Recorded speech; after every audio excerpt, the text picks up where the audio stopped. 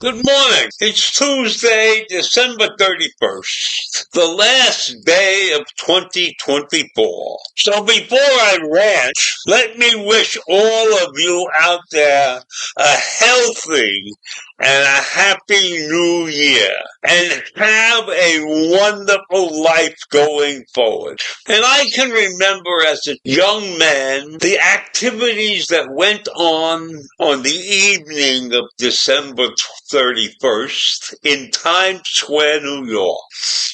And it was a big deal to go to Times Square in those days to watch the ball fall in New York. That was a very exciting event. And I did it twice in my life. And I can tell you it's a struggle when you got to Times Square. The place was mobbed. It was extremely difficult to get a spot on some corner of a street that ended Times Square in order to see the ball drop. However, being a young man, a teenager, it was exciting to be there in the crowd, and me and a couple of friends went down there from the Bronx, and we went by public transportation, the subway, and that was a good way to get New Year's started, the New Year. I don't recommend it now, though. I don't recommend it to anybody to do now. Now I'm sitting at home, and I might be up late enough to watch the ball fall, but I doubt that. I will probably be asleep by 10:30 or so. And I can tell you another point in my life when New Year's rolled around, and we had timeshares in Puerto Rico. And we went to Puerto Rico every year for about 10 or 12 years for 3 weeks of vacation time. We would go there a week or two before New Year's, and we would stay till around January 7th or 8th. And New Year's Day in Puerto Rico was different. New Year's Eve in Puerto Rico was different because it's an hour ahead of New York. So if you wanted to watch the ball fall on TV or something, you had to stay up until 1 o'clock in the morning. So I can tell you during that period of time, when we were in Puerto Rico, I never saw the ball fall. And I haven't seen the ball fall for I don't know how many years now.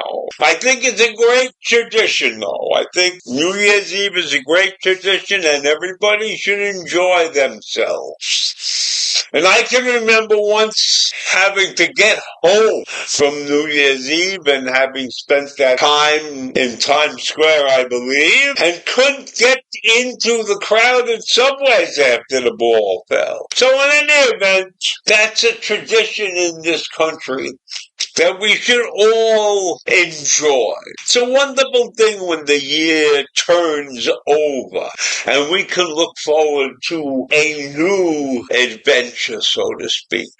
I don't know how much new is going to happen in this country at this particular point in time, but we will have a brand new president, although he's been president before, and that ought to be a very, very interesting situation. And meanwhile, he's in the middle of this episode in the world with TikTok, which is a major corporation that is owned by a Chinese company. And many in this country watch TikTok.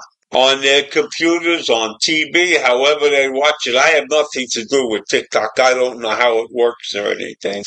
But I understand that Donald Trump has 14 million followers on TikTok. And he is very upset about the ban that's going to take place on TikTok. Something that has been designed to take place the day before he becomes president.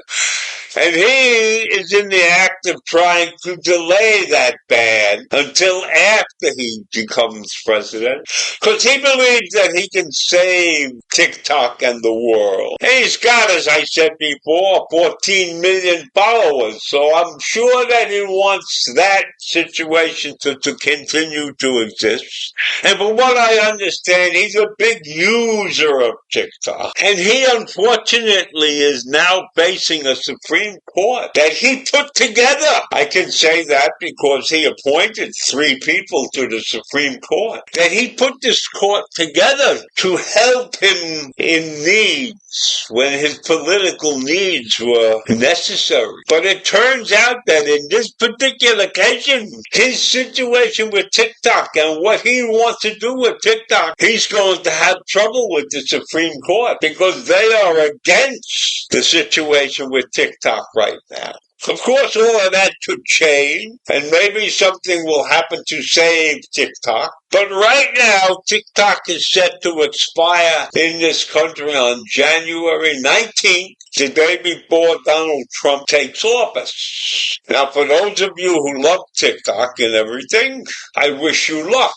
I don't know anything about it. I don't use it.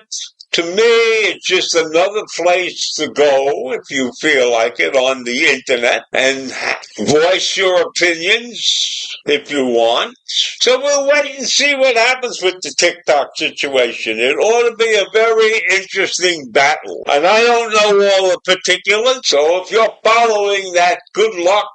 And whatever way it turns out, it won't bother me that much. But I do agree with many that the fact that TikTok is owned by a Chinese company, it could be detrimental to the protection of the United States and the protection of our citizens if China is able to gather information that it can use against the U.S. Something to think about. Take care. Have a great day.